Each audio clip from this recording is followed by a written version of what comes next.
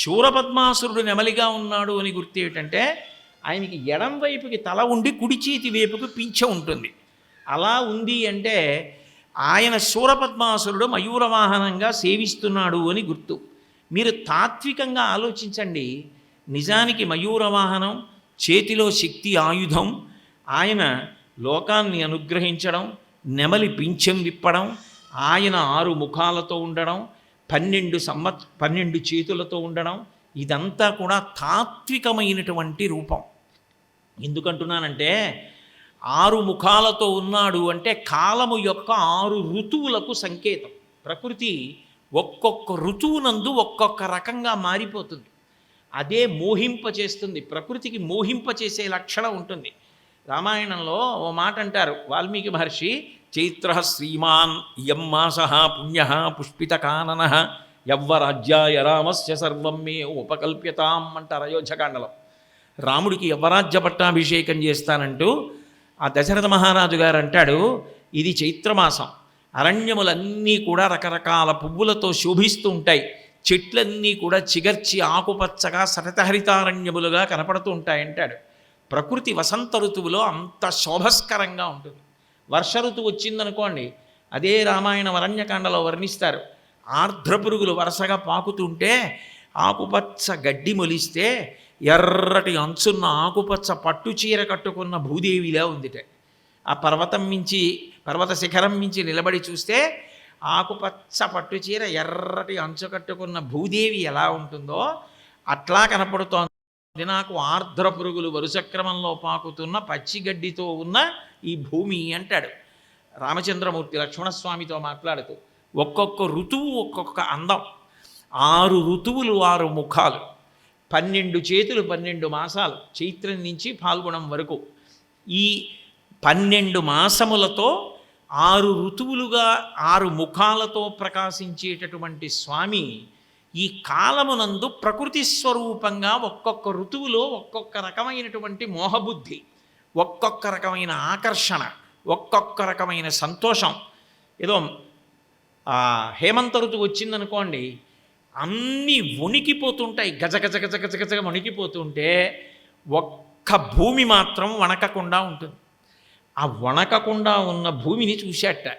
చూసి ఆ శీతాకాలానికి అధిష్టాన దేవత అయినటువంటి ప్రభువు చూసి సమస్త ప్రాణులు వణికిపోతున్నాయి.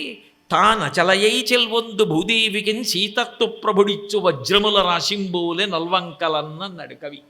పచ్చిగడ్డి మీద మంచు పడితే తెల్లవారేటప్పటికి సూర్యకిరణాలు పడితే పచ్చిగడ్డి చివరి నుంచి జారుతున్న నీటి బిందువు, ఆ మంచు బిందువు కరిగి ముత్యాల్లా కనపడుతుంది.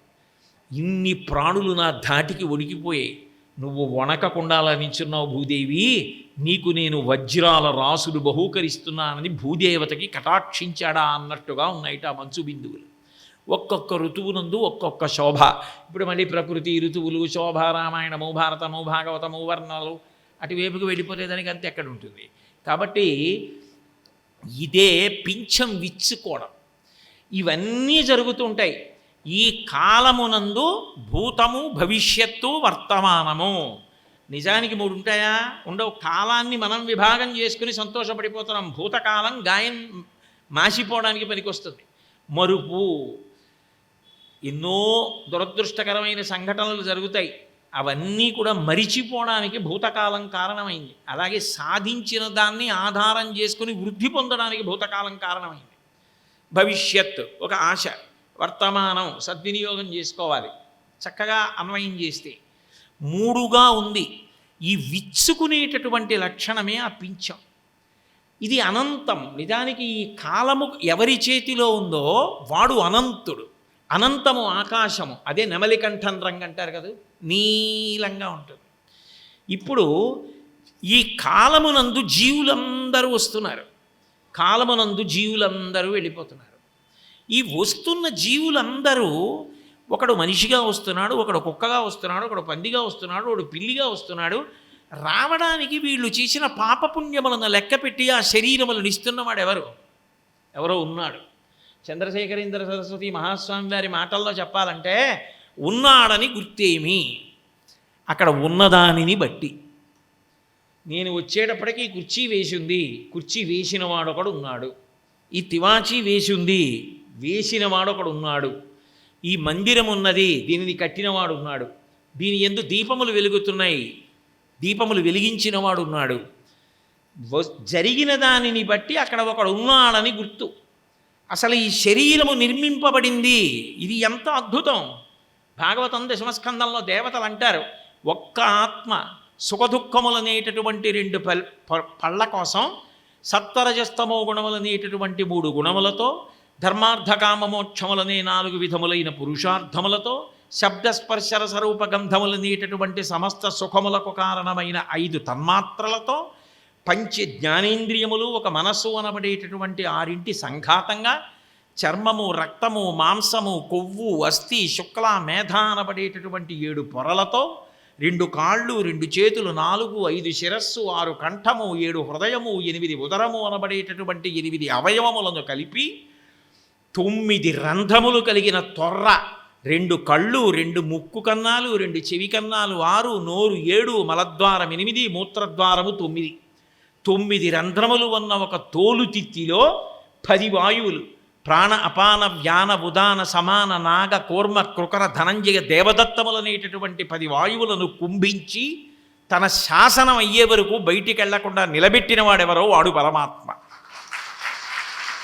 ఆయనది అపూర్వమైనటువంటి సృష్టి. ఇన్ని ప్రాణులను, ఇన్ని శరీరాలను ఎలా సృష్టిస్తున్నాడు అసలు?